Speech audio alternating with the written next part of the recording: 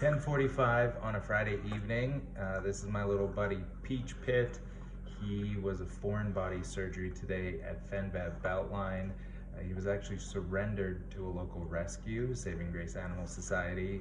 He had a foreign body and his owners surrendered him, and we were able to help him out. Dr. Michaela and the incredible team at Fen Vet Beltline took a peach pit out of his small intestine, and that rhymes, and he's doing fantastic. So I'm just in giving him a feed, taking him for a pee, giving him his evening medication, and he's just doing spectacular. I'm just in love with this little pup. So he will definitely find a good home. It's been a wild week at both clinics. I have this LinkedIn friend, Dr. Simon Starkey. He's a DVM, an MBA, and a whole bunch of other letters behind his name. Really smart, incredible guy. He's been talking over the last several months about the decline in veterinary medicine, people who are not so inclined to seek out medical care. And one of the primary indicators that he uses is Google Trends. And anybody can go onto Google, just type in Google Trends, and this gives you like an indicator on how and what people are searching over time. So if you look up the term animal hospital, you can narrow it down to different geographies and different time scales. So if you look at the 5-year, both in the US and Canada, there is a remarkable decrease in people searching veterinary care. In Canada, and specifically also in Alberta, the numbers are the same. There is a 35 to 45% decrease in the search term month over month from its peak last year. So while this is not a perfect indicator for who is looking for vet care, it is a pretty good one, and the numbers are down. And I talk to veterinarians all across North America, and they are seeing some sort of downward pressure on people seeking veterinary services. So certainly the COVID pandemic and all of the pandemic puppies were a definite boom for the industry, but it's left us scratching our heads a little bit, wondering where all the pets are in terms of preventative care.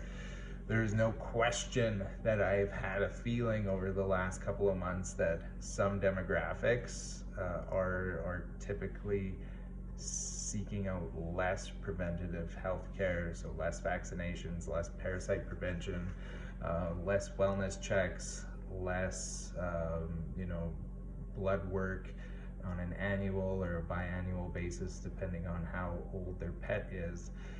Certainly we have not seen much of a slowdown besides the typical summer slump when it comes to sick animals. Lots of people are out of the city, lots of people are on summer vacations, and in some geographies it just seems like there's always this decrease in people seeking vet care. That's pretty normal for July and August. So we were wondering, what exactly is going on, how much of this is related to the economy, and how much is just the summer effect that we have on people looking to get their pets taken care of. We have definitely seen a ton of sick animals over the last couple months, and especially in the last several weeks. Today was absolutely bananas at both clinics. Foreign body surgeries, animals having blocked urethras. We've seen lots of grass-ons, porcupine quills, lacerations, all kinds of different things have been running through the pets, and we've certainly been super keen to be able to help them. The team at both clinics are absolutely amazing and accommodating for these types of cases, and we have been helping a lot of pets, and it is a lot. There's just so many urgent care cases coming in. With Beltline, because we do have a smaller client set, we're at about 1,000 clients now at the new clinic, whereas Airdrie's 10,000. Yeah, we're not going to see the same level of people that need vaccinations, or parasite prevention because they've already been set for the year. Whereas in Airdrie, we really haven't seen much of a slowdown there. With such a big client base, people are still going ahead and booking those types of appointments. So overall, it's just an interesting time for us. We have several of our summer students going back to school. We have had a couple of veterinary technologists going on mat leave, just really working on like figuring out what is our balance of optimal number of veterinarians in clinic at both of the clinics. Right now it's 3 veterinarians at any given moment in the Airdrie location and 2 veterinarians at any given moment in the Beltline location. Beltline is pretty well packed on Fridays and on Mondays, and it's all that 2 veterinarians can do to get through the cases, and it's like that every single day at Airdrie. Our locations are only so big and can only accommodate so many pets. Certainly with Beltline, we have a lot more capacity, and with Airdrie, we're just trying to also balance out how much support staff is ideal. It's interesting as the team gets more gelled together. We've worked together for a long time. We have very little turnover at the clinic.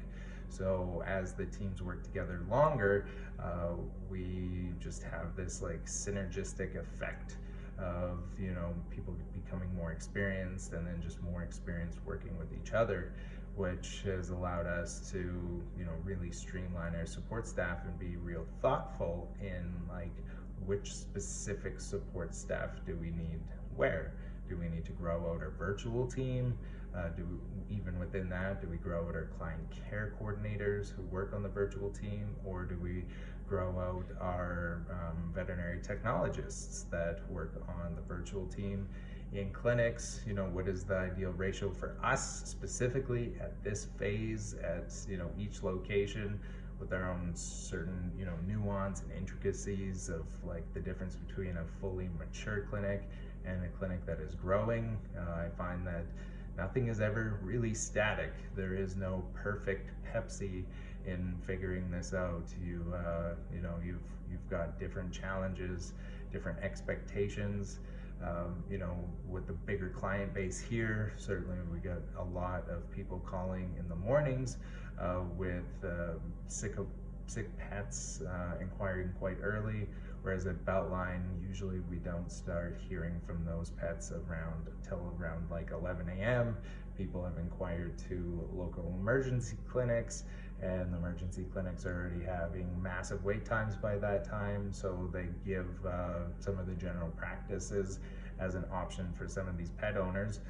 We actively call as many ERs, as many urgent cares, as many local general practices every single day. One of our team members is tasked to call all of the clinics by 10 a.m. to let them know where we have availability, and those incredible individuals have also been very helpful in helping us book up our appointment slots and saying, hey, we got a phone call from Fen Vet.